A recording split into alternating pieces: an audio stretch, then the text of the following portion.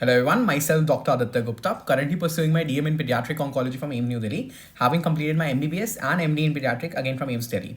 In this video, for all the NEETUG aspirants who have cracked NEETUG, most likely have cracked NEETUG, got a good score. First of all, congratulations, your dream of becoming a doctor is now finally going to get fulfilled. But in this video, I wanted to emphasize upon the fact that you have to choose your medical college wisely, because becoming an MBBS doctor, getting into MBBS is just the beginning of the journey. And as someone who has gone through the entire journey for the past 10 years, it was 2012 when I first joined AIMS Delhi, and having gone through MBBS, MDDM, I do now, I think, have some amount of knowledge, if I'm not wrong, in order to guide you in a better way in order to how to choose your MBBS college. I actually made this video last year as well, but there is one new recent development in this particular, in the last 1 year. There was a Supreme Court judgment as far as AIMS is concerned, and that's the reason I'm making this video again. The last year I talked about that rankings don't matter. The reason I said that rankings don't matter is because of the fact that MBBS is a very long journey, and right now your specialization and specialization and where you do your specialization and super specialization carry much more weightage as compared to where you do your MBBS from. As a result, and since the journey is going to be very long, it's 5.5 years for MBBS, 3 years for your super specialization, 3 years for your DM, that is your super specialization. Since the journey is so long, if there is any extra help because of your MBBS college in the form of a lower bond or PG quota or stuff like that, obviously it's better to choose a college even if it's in the rankings per se it's lower down.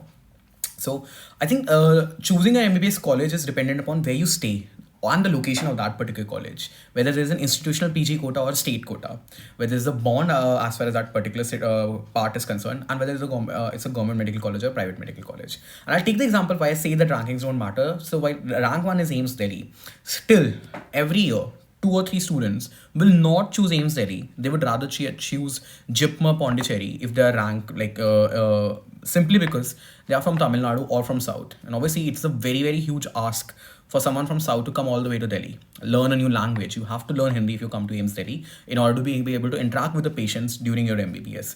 So some people rather that they would be staying in Chennai or Pondicherry itself, since they are from South, and for them that's a better decision. In my batch itself, there were 2 students who did not choose AIMS Delhi. So that again, rankings don't matter. It should be dependent upon where you are from, PG quota and bond, and like that. Similarly, rank 2 almost always has been CMC Vellore. Now, while rank 2 always has been CMC Vellore, people know that CMC Vellore has a 2-year rural bond. And those 2 years, you won't be able to get into your specialization of choice. You have to complete that one, and only after that you will be able to get into. Again, it's in Vellore, a South college. For a North Indian, going to a college down south, CMC in Vellore, learning a new language, Tamil, and at the same point of time having a 2-year bond, suddenly the rank 2 doesn't seem that attractive, right? And that's why I say rankings don't matter. Same for AFMC, 7-year bond as far as armed forces is concerned. I've actually made a video about how AFMC is also a really good college and who should consider taking AFMC and who should not. So the 2 things that I think are very important and people don't know about is the PG quota and the bond. I keep on emphasizing about this PG quota because you have to realize if 6 out of 16 lakh students, now you're coming into the top 20, 30, 40,000 students to get a government medical college seat. Remember, when you're preparing for your postgraduate entrance examination, the competition is going to be amongst doctors itself. It's going to be immensely more tough to get a government medical college seat as far as your PG, postgraduate entrance is concerned. And if there is any help in the form of a PG quota, in the form of an institutional reservation, or in the form of institutional quota, then obviously it's going to be helpful. The best example that I keep on giving is as far as VMMC and RML is concerned, or as far as BHU is concerned. Now, BHU is an amazing college, and BHU is made further amazing by the fact that it has institutional quota for people who did undergraduation again from BHU. I'll take the example. If during NEET PG, somebody wants medicine in BHU, they have to get a rank which is less than 500. But if they are a graduate from BHU itself, they can get medicine at a rank of 8,000, 9,000. And that's how important PG quota is. Similarly, VMMC and RML come under the IPU. They have around 300 students as far as their MBBS is concerned, 300 to 400, and they have equivalent number of PG seats. So almost everyone gets through within 1 year, gets a seat what they want. This is not true for, let's say, other states. Like, let's say I'll take the example of Rajasthan, from where my fiance is, and Haryana, where she actually did her undergraduation from. They will probably have 1,000 MBBS students, while the state quota seats will be less than 150. Like, total PG seats will be 100, 50% will be state quota, and it will be 150. So it's very important that you choose a college which either has an institutional quota or a state quota, rather than a college which doesn't have these. So private medical colleges don't tend to have them. So that's why it's very obviously another good factor for choosing government medical college, apart from the fees aspect.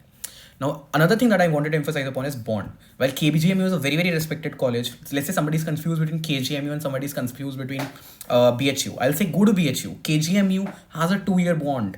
Why do you want to spend 2 years of your life doing something whether you can actually be doing your specialization? MBBS already is 5.5 years. Why do you want to make it 7.5 years? 8 years. Imagine you did in 8 years you can actually complete 3 graduation, a normal graduation. Why do you want to make your MBBS so long? You start your journey at 18, 19 years of age, and you'll be 27 and you'll just have completed MBBS. And everyone knows at this point of time that MD is a necessity. Other important thing, the rankings. When do rankings matter in a way is as far as exposure is concerned. The colleges which are ranked better tend to have better exposure because of the city life that they afford. It broadens your mind staying in a tier 1 town, Kolkata, Chennai, Bangalore, Delhi, Mumbai. And that's about it. It's not because of the college per se, it's because of the people who are around you that the college becomes better. Otherwise, quality of MBBS teaching, irrespective of the college, including AIMS Delhi, is more or less similar. You will have bad teachers even in AIMS Delhi, and you'll have bad teachers even in peripheral government medical colleges. It's not that AIMS Delhi has extraordinary teachers. AIMS Delhi is AIMS Delhi because of the crowd that I'm with and being in Delhi. Similarly, colleges like KEM Mumbai are because they are in Mumbai and the crowd of KEM Mumbai, not because of the teachers or the facilities. Because, in fact, the teachers, are pretty much useless in most of the India. Almost all of you will be using Marva or Preplat in your first or second year, and I would advise against it actually right now, but you would sooner or later be using it. In that scenario, the reason for that is because the teachers are not that good. So the best colleges, in my opinion, would be those which have a good location, because it exposes, like colleges in Delhi, Bombay should be preferred. Colleges in Bangalore, Chennai, Kolkata, these big cities should be preferred because exposure improves. A college which has no bond should be preferred. So Karnataka has 1 year bond, Maharashtra has 1 year bond, Rajasthan has 1 year bond, Delhi has no bond. So Delhi obviously becomes preferable because of the no bond concept. Delhi colleges have DU quota, MAMC, LHMC and UCMS, and IPU quota if you choose VMMC and RML. There should be a PG quota and no bond. These two things should be the most important thing.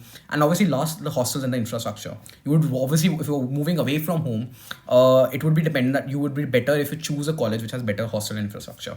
Last year, and the difference between this video is that AIMS now has an internal reservation. Last year I told that you should preferably choose a college, the topmost state medical college. Let's say somebody is getting confused between SMS Jaipur and AIMS Jodhpur. I would have said to choose SMS Jaipur because it at least provides some form of reservation in the PG entrances because of the state quota, while AIMS Jodhpur had none. But now this thing is drastically changed. AIMS also has 20% internal reservation for its candidates. So in now scenario, if I'm choosing between, let's say, AIMS Jodhpur and SMS Jaipur, I'll actually advise you to go for AIMS Jodhpur. It has better infrastructure, it has better facilities, it has the AIMS tag, and now it also has institutional reservation in the form of 20% institutional reservation. And SMS Jaipur, while it does have a state quota because of being a part of Rajasthan, you will still have to serve 1 year bond in Rajasthan. So that's the wrong thing. Like, bond money is not much, 5 lakh, but for many individuals, it won't be able to pay that money. So I'll take examples on how to choose. IMS BHU versus KGMU. Someone is in Uttar Pradesh getting confused between these two colleges. The answer is obvious. Choose IMS. Choose BHU. No bond. You get a PG quota. Like I said, you can get your desired branch at a 8,000 rank rather than at a 500 rank. For someone who's competing to the All India. AIMS Jodhpur or SMS Jaipur. Last year I probably would have said SMS Jaipur because of no reservation being present as far as AIMS Jodhpur is concerned, but this has now drastically changed. I made a video about this, or what is AIMS internal reservation, and you can check. Delhi colleges, especially the IPU colleges versus, let's say, IMS BHU or AIMS Periphery, I will still say go to IPU colleges. They have decent infrastructure. Peripheral AIMS also have decent infrastructure, but because of being in Delhi, your location and your exposure improves drastically. You also get the advantage of no bond. AIMS also doesn't have any bond. You don't have any bond, and you also get quota. So someone who's studying in AIMS Jodhpur, yes, you get the AIMS Jodhpur tag, but being in Delhi itself is a huge thing. So I believe that this exposure matters a lot. And that's why although ranking wise some colleges might be better, you can definitely choose a Delhi college, especially the IPU quota colleges.